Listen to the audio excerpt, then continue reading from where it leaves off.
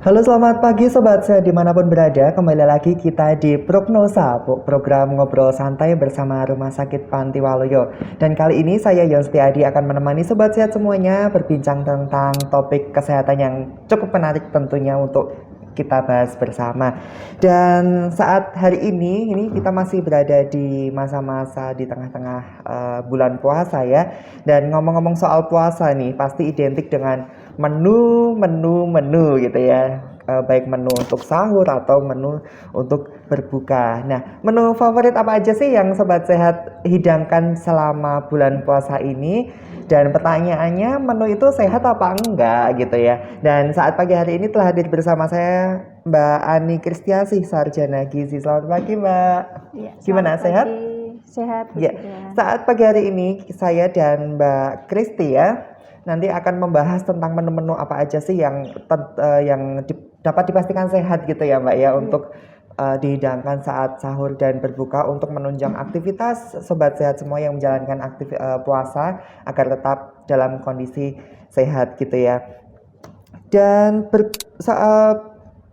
menu nih untuk Sobat Sehat semuanya, boleh dong komentar di bawah ini menu-menu apa aja sih yang biasa Sobat Sehat hidangkan saat sahur atau berbuka. Dan mungkin ada pertanyaan-pertanyaan buat Sobat Sehat semuanya tentang menu apa sih yang sehat, yang baik untuk dihidangkan saat sahur dan berbuka. Bisa tulis komentar yang ada di bawah ini, saya dan Mbak Kristi akan menjawab semua pertanyaan yang Sobat Sehat berikan. Dan tidak lupa kita mengingatkan Sobat Sehat untuk bisa memfollow IG di @rspantiwala_surakarta. Di situ ada IGTV. Nah, di dalamnya banyak sekali edukasi-edukasi yang mungkin sangat bermanfaat untuk Sobat Sehat semuanya. Dan jangan lupa untuk mengunjungi di channel YouTube kami di @rspantiwaluyo. Di situ juga banyak konten-konten yang tentunya akan mengedukasi Sobat Sehat semuanya.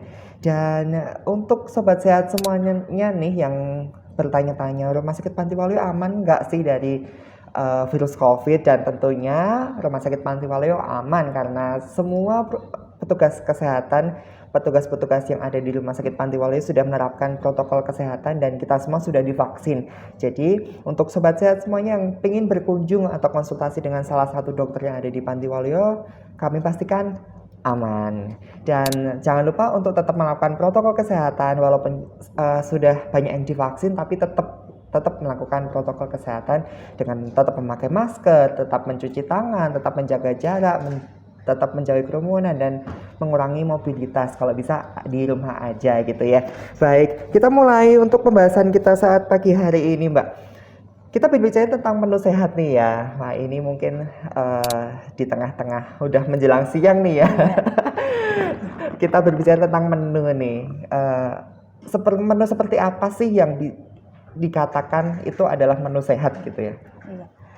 Jadi pengertian dari menu sehat itu yang namanya sehat pasti memiliki zat gizi atau nutrisi yang lengkap gitu ya. Jadi memiliki nutrisi yang lengkap. Nah, nutrisi yang lengkap ini terdiri dari energi, protein, lemak, vitamin dan mineral, dan semuanya itu terkandung di berbagai macam makanan. Jadi memang yang namanya menu sehat, kalau mau yang sehat, yang seimbang, pasti makannya beragam begitu jenisnya. Nah, iya seperti itu. Jadi ada karbohidrat, ada protein. Nah, karbohidrat sendiri itu ada nasi, golongan umbi-umbian, kemudian kalau untuk mendapatkan protein itu adanya dari lauk pauk, bisa dari hewani maupun yang nabati, tumbuh-tumbuhan, ataupun untuk vitamin dan mineral itu didapatkan dari sayuran dan buah-buahan seperti itu. Oke, itu tadi dikatakan sehat adalah jadi dalam satu porsi makanan satu piring dikatakan sehat itu harus mencakup semua unsur yang dikatakan itu tadi ya. Baik, ini kan Sobat Sehat yang menjalankan ibadah puasa ini kan tentunya selama 1 hari puasa tidak makan dan tidak minum itu tentunya ada pola makan yang harus diatur gitu. Sebenarnya sama nggak sih asupan gizi harian yang harus dikonsumsi saat bulan puasa dan sebelum puasa itu harus sama atau tidak sih? Nah, jadi kalau kebutuhan asupannya itu sebenarnya sama-sama ketika berpuasa ataupun tidak berpuasa ini sama-sama membutuhkan energi, protein, lemak, vitamin dan mineral tadi. Tapi memang jumlahnya yang berbeda. Jadi ketika sebelum berpuasa, kegiatan aktivitas semuanya berjalan seperti normal. Tetapi kita tahu bahwa ketika menjelang puasa, apalagi ini puasa Ramadan, banyak aktivitas atau pekerjaan yang pasti jamnya dipendekkan, otomatis kebutuhannya berbeda, tidak sama banyaknya dengan sebelum berpuasa, seperti itu. Jadi kalau untuk asupannya, nutrisinya sama, tetapi yang berbeda adalah jumlahnya, porsinya, begitu ya. Jadi, seperti itu. Oke, berarti tetap harus sama ya. Tetap harus semua unsur makanan, semua kandungan nutrisi harus terpenuhi, harus tetap masuk, nanti dibagi dalam sahur dan berbuka gitu ya. Baik, masih berbicara tentang menu nih, sobat sehat semuanya yang memiliki pertanyaan-pertanyaan tentang menu sehat apa aja sih? Mungkin langsung ada ahli gizinya nih, boleh nggak sih aku pas buka makan ini boleh nggak gitu ya? Mari bisa tulis komentar yang ada di bawah ini, kita akan jawab bersama-sama. Baik, Mbak Kristi, itu tadi kita berbicara tentang banyaknya porsi makanan dalam satu porsi itu yang harus memenuhi kriteria makanan sehat gitu ya. Nah, itu porsi seberapa aja sih porsinya yang dibutuhkan agar saat puasa seharian itu sobat sehat tetap merasakan kondisi yang fit gitu? Untuk mendapatkan kondisi yang fit, tentunya kebutuhan kita itu ada namanya kalau bahasanya itu BMR gitu ya. BMR itu basal metabolic rate. Jadi itu adalah rasio di mana tubuh kita memerlukan energi yang paling dasar untuk membuat organ tubuh kita ini berfungsi secara normal. Nah, itu sendiri sebenarnya ada perhitungannya, ada jumlah kalorinya berapa, bisa berdasarkan berat badan, bisa berdasarkan usia. Nah, tapi kalau ada rumusnya sebenarnya, tapi kalau di aplikasi sebenarnya sudah langsung banyak cara menghitung BMR lah.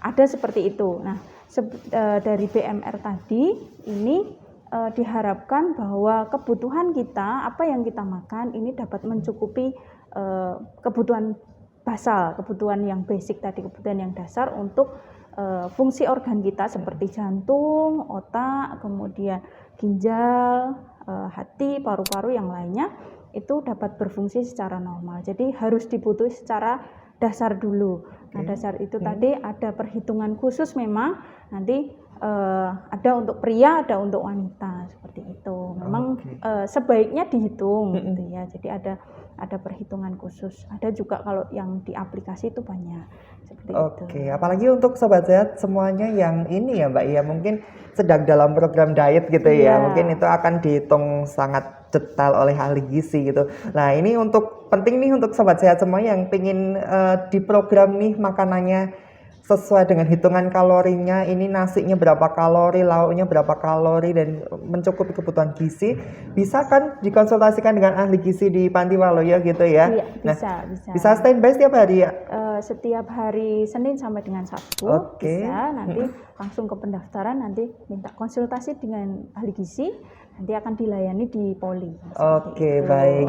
Itu informasi yang penting buat sobat sehat semuanya yang pengen diet nih khususnya, atau pengen punya riwayat penyakit tertentu, bisa dikonsultasikan dengan ahli gizi. Nanti akan ditelaah oleh ahli gizi, dihitung-hitung kalorinya, kebutuhannya seperti apa, dan kita melayani catering diet ya. Jadi cukup di rumah, nanti kita akan datangkan makanan ke rumah sesuai dengan kebutuhan kalorinya. Baik. Nah,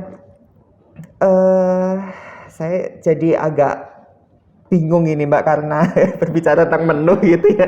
Apalagi di bulan puasa ini mungkin bayangannya makanan gitu ya. Nah, ini kita tadi berbicara tentang asupan kalori ini. Nah, kan banyak nih orang Jawa ya khususnya ya, mungkin makan nasi yang banyak biar kuat gitu ya, biar bisa menjalani aktivitas, tapi lauknya sedikit, sayurnya sedikit, itu gimana sih Mbak? Ya, jadi puasa sendiri itu kan terbagi dari beberapa bagian ya. Pasti ada yang namanya sahur, waktu sahur sampai menjelang imsak itu ya. Terus kemudian ada periode puasa, puasa itu tidak makan, tidak minum kurang lebih sekitar 13 jam. Kemudian ada waktu berbuka lah. Artinya untuk asupan makanan hanya ada di 2 kali jam makan, yaitu di sahur dan berbuka. Nah, untuk di sahur sendiri memang dianjurkan untuk tidak makan yang terlalu berat. Artinya tidak terlalu berat itu misalnya nasinya banyak tetapi sayur sedikit. Padahal sebelum berpuasa kita memerlukan sumber energi ataupun sumber protein, lemak, vitamin dan mineral tadi harus lengkap untuk melaksanakan aktivitas seharian. Jadi kalau sahur memang dianjurkan ya tetap ada nasi.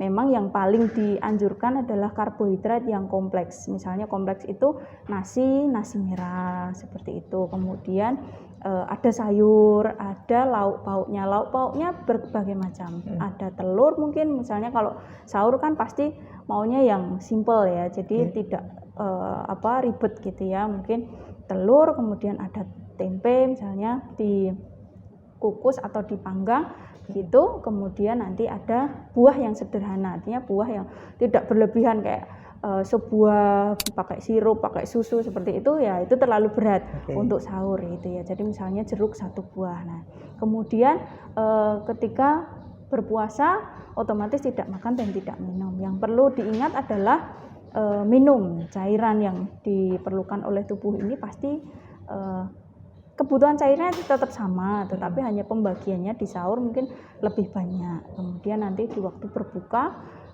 jangan langsung terlalu banyak makannya begitu ya. Artinya karena perut sudah kosong dalam waktu 13 jam ini perlu asupan yang perlahan, jadi diisinya pelan-pelan gitu ya, supaya tidak terjadi resiko yang tidak diinginkan, misalnya gangguan pencernaan seperti itu. Jadi diharapkan waktu berbuka dulu dengan yang simple gitu ya, misalnya buah-buahan gitu ya. Kalau saudara kita banyak yang menggunakan kurma biasanya seperti itu diperbolehkan.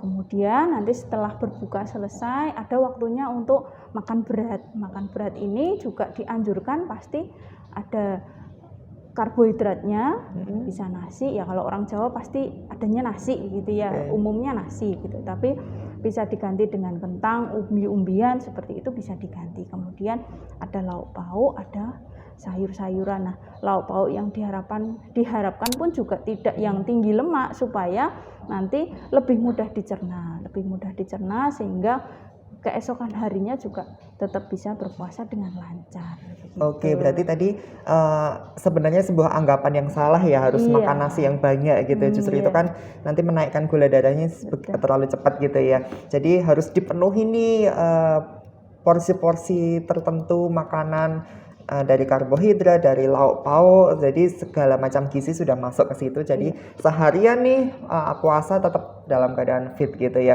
Nah, tadi berbicara tentang berbuka nih, sudah disinggung sama Mbak Kristi nih. Mungkin tidak boleh makanan berminyak, berlemak gitu. Nah, jenis-jenis makanan apa sih aja sih yang sebenarnya ini perlu loh dihindari oleh orang-orang yang berpuasa gitu? Iya, jadi kalau untuk berbuka ya, terutama mungkin kalau menjelang berbuka itu kan pasti di jalan sudah banyak yang jajanan-jajanan begitu ya.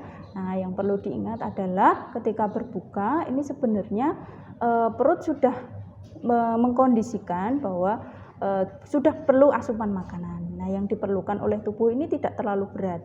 Jadi simpel dulu, misalnya buah-buahan tadi, kemudian baru dilanjutkan makan berat. Lah, untuk lemak-lemak yang lemak berlebih, artinya makanan dengan misalnya gorengan atau mungkin jeroan, jajanan-jajanan yang instan begitu, dianggap sangat berlebihan karena nanti beresiko juga menaikkan kadar kolesterol dalam darah.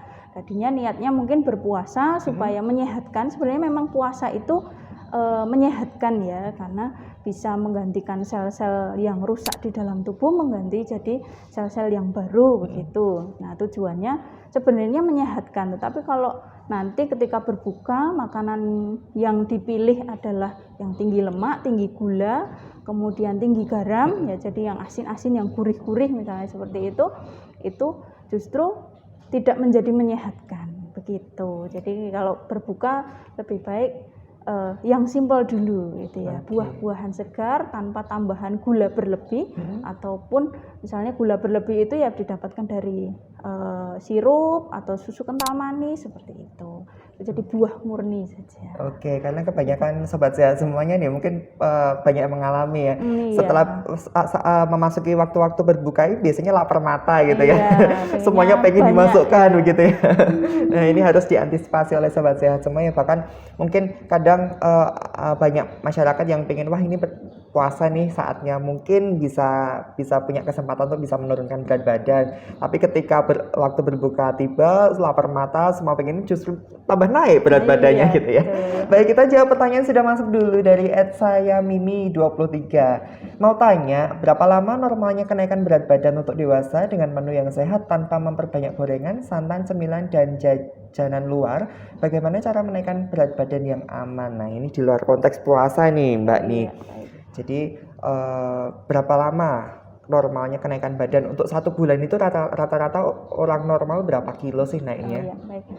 Untuk kenaikan berat badan ini memang setiap orang berbeda-beda ya, tergantung metabolisme di dalam tubuh pribadi itu sendiri. Jadi kalau kenaikan berat badan ada yang memang mudah naik, ada yang susah naik. Nah, itu tergantung makanan yang dikonsumsi. Kalau yang disebutkan tadi tanpa santan, tanpa gorengan begitu, caranya menaikkan berat badan mungkin bisa dengan olahraga. Olahraga itu tidak hanya untuk menurunkan berat badan, tetapi untuk menaikkan berat badan juga, karena itu akan menambah massa otot. Jadi nanti yang naik bukan porsi lemaknya, tetapi ototnya gitu. Jadi nanti berat badannya naik, tetapi bukan lemaknya yang naik gitu ya. Nah, untuk kenaikan berat badan sendiri di dalam 1 bulan itu yang normal supaya tidak terlalu istilahnya Jawanya jeglek gitu ya. Itu 1 sampai dengan 2 kilo per bulan. 1 sampai 2 Ya kilo. supaya lebih aman begitu. Artinya kalau dalam 1 bulan langsung naik 5 kilo, nanti perlu dipertanyakan apakah kenaikan berat badannya ini sehat apa atau enggak tidak. gitu ya. Iya, betul. Jadi bisa jadi yang naik adalah porsi lemak tubuhnya, bukan porsi massa ototnya begitu. Oke, nih Mbak, saya Mimi 23 nih. Berat normalnya 1 sampai 2 kilo per bulan gitu ya. Jadi kalau misalnya Mbak Mimi tanya bagaimana cara menaikkan berat badan, boleh banget nih konsultasi langsung dengan Mbak Kristi di ahli gizinya Panti Waluyo. Nanti kalau nggak mau repot-repot datang ke Panti Waluyo, bisa melalui telemedicine juga Iya, ya. bisa. Bisa melalui telemedicine, langsung aja WhatsApp kami di 081 5671 7076. Saya ulang di 081 5671 7076 atau lewat telepon kami di 712077. Bisa banget dikonsultasikan dulu. Nanti kalau mau konsultasi dengan Mbak Kristi bisa langsung melalui telemedicine atau bisa datang langsung ke Panti Waluyo gitu ya. Baik, tadi kita berbicara tentang makanan dan makanan. Nah, ini kan kalau puasa ini pasti asupan cairannya juga berkurang gitu ya Mbak ya. Nah, itu gimana sih tetap dalam porsi cairan harian tetapi pembagian waktunya bagaimana?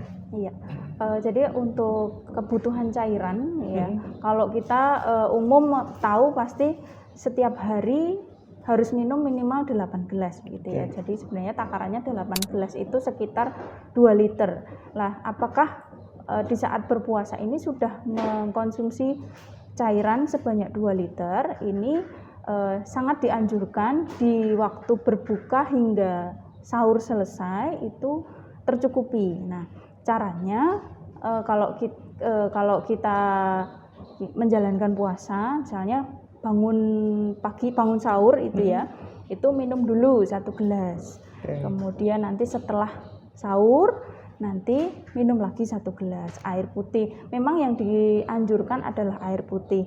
2 liter yang harus dikonsumsi adalah air putih di luar air-air yang lain, misalnya air kuah sayur seperti itu tidak termasuk di dalam perhitungan. Nah, untuk penyakit tertentu yang paling utama dilakukan haruslah berkonsultasi dengan dokter terlebih dahulu, karena tidak semua kondisi penyakit bisa atau boleh disarankan untuk berpuasa. Ada beberapa penyakit tertentu yang pastinya oleh dokter dikatakan tidak disarankan untuk berpuasa. Nah, kalau memang dari dokter mengizinkan untuk berpuasa, artinya menyarankan oh boleh karena kondisi kesehatannya baik begitu, jadi diperbolehkan. Nah, mulai sahur itu juga pola makannya harus dijaga. Misalnya ada penyakit penyerta, misalnya diabetes, secara otomatis yang manis-manis pasti dikurangi, tetapi tidak melupakan nutrisi yang lain. Jadi nasi tetap makan, diperbolehkan, karena ada beberapa yang menganggap bahwa kalau diabetes tidak boleh makan nasi. Itu sebenarnya jangan, karena diabetes itu pun juga tetap butuh energi untuk beraktivitas. Jadi kalau yang namanya nasi, kentang, umbi-umbian itu semuanya sumber karbohidrat, sumber energi gitu ya. Kemudian lauk pauk tetap diberikan. Nah, sayur-sayuran ini juga diperlukan bagi para penderita diabetes supaya mempercepat metabolisme juga. Jadi pemecahan insulin, kemudian menjaga kadar gula darah tetap stabil. Terus kemudian di saat berbuka, nah karena diabetes ini rawan terhadap gula atau yang manis-manis, tadi seperti yang dianjurkan, ya makan misalnya buah, ya buah yang alami saja, tidak ada tambahan gula. Tidak es buah gitu iya, ya. Betul, itu. Nah, kemudian nanti untuk makan, ya makan dengan porsi yang cukup, artinya tidak berlebihan supaya kadar gula tidak naik dan turun. Yang pasti kalau untuk diabetes ini pun sendiri yang saya baca, ini yang boleh adalah yang memiliki kadar gula yang stabil. Jadi kalau gula darahnya sering naik turunnya terlalu drastis, itu memang oleh dokter kebanyakan tidak disarankan untuk berpuasa, karena beresiko misalnya ketika berpuasa nanti kadar gula darahnya menurun bahkan sampai ngedrop. Nah, itu yang akan beresiko untuk terjadi misalnya penurunan kesadaran ataupun yang lebih parah yang lainnya lagi gitu.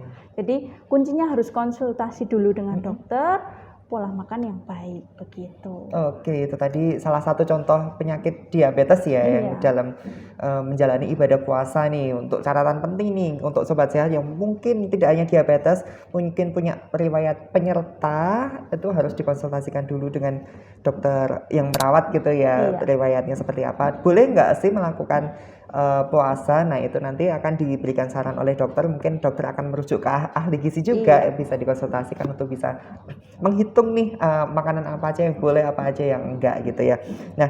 Nah tadi berbicara tentang makanan, mineral, serat, karbohidrat. Nah, mungkin sobat sehat semuanya pengen tahu nih Mbak, realnya nih, contoh menunya nih, sahur nih aku makannya apa aja, buka nih makannya apa aja sih, boleh nggak sih dikasih contoh? Jadi kalau contoh ya, mungkin contoh yang paling simple itu makan sahur. Misalnya sahur itu yang paling gampang, nasi itu kalau umumnya memang harus disesuaikan dengan kebutuhan kalori masing-masing, tapi memang untuk umumnya nasi 1 centong, kemudian ada sayur, misalnya sayur bening begitu ya, boleh bayam, boleh labu siam, macam-macam. Nah, itu kemudian nanti ada lauk hewani, misalnya telur rebus, memang yang disarankan tidak terlalu banyak lemak, jadi banyak yang direbus. Kemudian ada tahu, misalnya tahu bacem begitu ya, itu sudah mencukupi yang namanya tadi energinya, karbohidratnya dari nasi, kemudian vitamin mineral dari sayuran, kemudian lauk pauk, protein dari hewani dan nabati, ada telur, kemudian sama tahu misalnya begitu, dan ditambahkan untuk vitamin dan mineral misalnya 1 buah jeruk di pagi hari. Nah, tidak melupakan cairan tadi harus minum air putih. Nah, kemudian setelah berpuasa berbuka dulu, misalnya berbuka boleh enggak minum jus buah atau sup buah tadi, boleh, tetapi harus diingat bahwa ketika kita beli makanan di luar yang pastinya akan ditambahkan gula berlebih, memang disarankan silahkan menyiapkan makanan berbuka itu sendiri, karena kayak kita yang tahu seberapa banyak gula yang ditambahkan, karena kebutuhan gula, artinya batasan gula, konsumsi gula harian itu tidak melebihi 4 sendok per hari. Jadi ya kalau misalnya jus buahnya mending tawar saja begitu ya. Misalnya kalau buah potong ada melon, ada pepaya, boleh tersajikan, kan itu juga manis, bisa untuk meningkatkan gula darah yang tadi sudah turun waktu berpuasa. Kemudian misalnya berapa potong, 1 lepek kecil begitu ya, itu boleh pepaya atau melon, atau mungkin ya tadi kalau kurma begitu kan, sekarang kalau berpuasa pasti identik dengan kurma. Terus kemudian minum air putih tetap disarankan. Nah kemudian kalau langsung dilanjutkan dengan makan berat, ini disesuaikan porsinya supaya tidak terlalu berlebihan, karena masih ada aktivitas yang lain setelah berbuka. Misalnya masih harus beribadah, kemudian ada yang masih harus beraktivitas yang lain. Nah itu untuk makan malamnya, ada nasi, sama orang Jawa pasti nasi ya. Pasti nasi gitu ya. Nasi, kemudian bisa misalnya kayak sop begitu, atau sayur oseng begitu ya, itu boleh, karena kalau sayur oseng atau itu sangat minimal minyaknya, jadi diperbolehkan.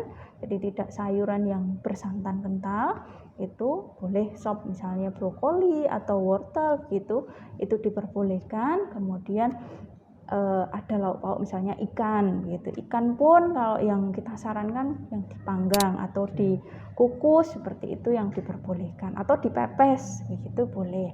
Itu terus kemudian untuk tahu atau tempe tetap disarankan sebagai protein dari nabati. Kemudian ada buah-buahan, boleh makan pisang atau boleh buah-buahan yang lain, itu dianjurkan supaya memenuhi kebutuhan vitamin dan mineral tadi. Begitu. Oke, itu tadi contoh-contoh menu. Jadi saya jadi lapar ini, Mbak. Berbicara tentang menu berbuka nih kan, biasanya kalau berbuka itu banyak sekali makanan yang tersedia gitu ya. Baik, itu tadi sebuah pembicaraan tentang menu nih dari saya dan Mbak Kristi untuk Sobat Sehat semuanya. Mungkin Sobat Sehat semuanya yang pengen tahu lebih banyak tentang kebutuhan kalori atau kebutuhan asupan selama bulan puasa, bisa langsung konsultasi dengan Mbak Kristi nanti di Panti Waluyo gitu ya.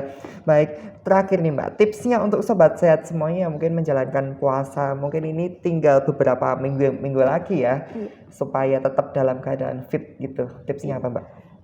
Untuk tips sih sebenarnya tidak banyak, karena yang pasti puasa sendiri kita harus punya mindset bahwa puasa itu sebenarnya menyehatkan, gitu ya, menyehatkan. Jadi kalau yang namanya berpuasa menyehatkan, pilihan makanan kita pun sebenarnya harusnya yang sehat, gitu ya. Jadi kalau untuk tips, lebih baik persiapkan makan buka dan sahur itu kita persiapkan sendiri, artinya kita yang tahu kebutuhan kita, kebutuhan kalori, kemudian juga isinya apa saja sih, seperti tadi yang saya contohkan, kan ada gula yang berlebih begitu ya. Kalau waktu berbuka lebih baik memang disiapkan sendiri. Terus kemudian tips yang berikutnya, tetap harus mengkonsumsi air putih. Itu caranya dibagi-bagi tadi ya. Jadi dibagi-bagi, misalnya bangun langsung minum air putih tadi ya, 1 sampai dengan 2 gelas, kalau misalnya kuat 2 gelas gitu ya, minimal 1 gelas itu tadi. Terus kemudian sampai menjelang sahur selesai mau berpuasa itu harus paling tidak 3 gelas, supaya nantinya tidak waktu berbuka pengennya minumnya banyakan gitu ya. Terus kemudian yang lainnya kalau untuk berpuasa sih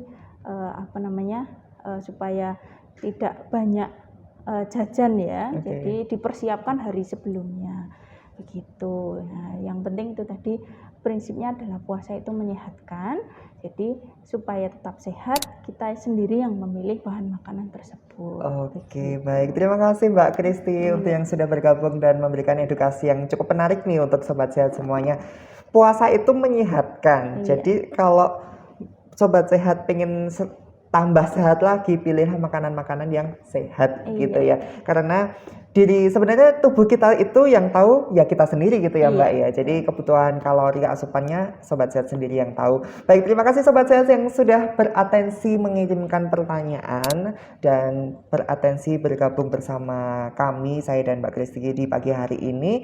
Dan kita tetap mengingatkan Sobat Sehat semuanya untuk mengunjungi di IGTV kita di @rspantiwaluyo_Surakarta dan di channel YouTube kami di @rspantiwaluyo. Di situ banyak sekali tentang video-video edukasi yang tentunya perlu untuk Sobat Sehat semua lihat gitu ya. Dan untuk Sobat Sehat yang pengen berkonsultasi dengan ahli gizi bisa banget melalui WA, kita tanya-tanya dulu boleh di 08156717076 atau melalui line telepon kami di 712077. Kami siap melayani Sobat Sehat semuanya dan sampai jumpa di program prognosa berikutnya. Saya Dion Setiadi pamit dan Mbak Ani Kristiasih pamit. Sampai jumpa.